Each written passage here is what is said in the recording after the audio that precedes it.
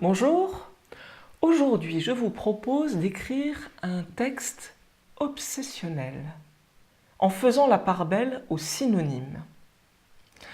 Dans la préface du recueil de poèmes de Max Jacob, qui s'appelle Le Laboratoire Central, Yvon Bellaval nous donne un exemple de la façon dont Max Jacob peut décliner une seule idée en multipliant les termes. Écoutez.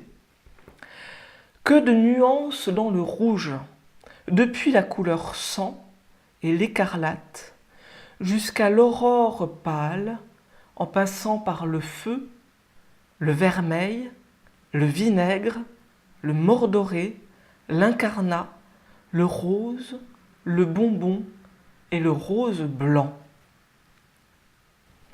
Maintenant, je vais vous lire « J'ai tant rêvé de toi ». Un poème de Robert Desnos qui illustre parfaitement comment un texte peut tourner autour d'un seul et même thème en multipliant les termes qui s'y rapportent. Écoutez attentivement et notez tout ce qui évoque le rêve et à contrario tout ce qui évoque la réalité. J'ai tant rêvé de toi que tu perds ta réalité. Est-il encore temps d'atteindre ce corps vivant et de baiser sur cette bouche la naissance de la voix qui m'est chère? J'ai tant rêvé de toi que mes bras habitués en étreignant ton ombre à se croiser sur ma poitrine ne se plieraient pas au contour de ton corps peut-être. Et que devant l'apparence réelle de ce qui me hante et me gouverne depuis des jours et des années, je deviendrais une ombre sans doute. Ô balance sentimentale! J'ai tant rêvé de toi qu'il n'est plus temps sans doute que je m'éveille. Je dors debout, le corps exposé à toutes les apparences de la vie et de l'amour, et toi, la seule qui compte aujourd'hui pour moi, je pourrais moins toucher ton front et tes lèvres que les premières lèvres et le premier front venu. J'ai tant rêvé de toi, tant marché, parlé, couché avec ton fantôme, qu'il ne me reste plus peut-être, et pourtant, qu'à être fantôme parmi les fantômes, et plus ombre 100 fois que l'ombre qui se promène, et se promènera allègrement sur le cadran solaire de ta vie.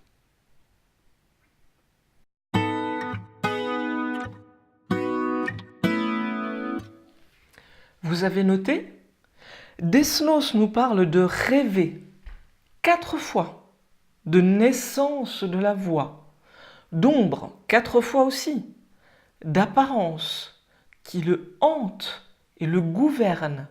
Il parle des apparences de la vie et de l'amour, et il parle également de fantômes 3 fois. Quelques éléments contraires viennent renforcer l'idée d'absence avec le contraste comme corps vivant ou toucher ton front.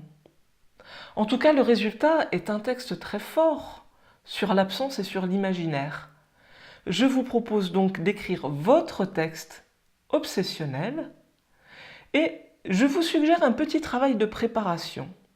Peut-être d'abord commencer par écrire une liste de tous les termes en lien avec l'idée que vous avez choisi de traiter dans votre poème.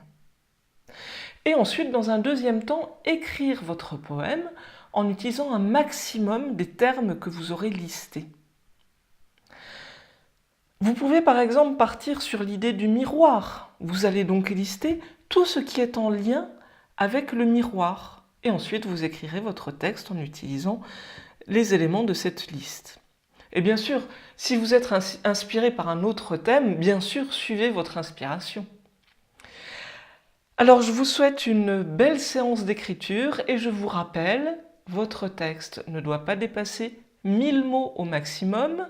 Vous me l'envoyez au format doc ou RTF à l'adresse écrire avec ig@gmail.com.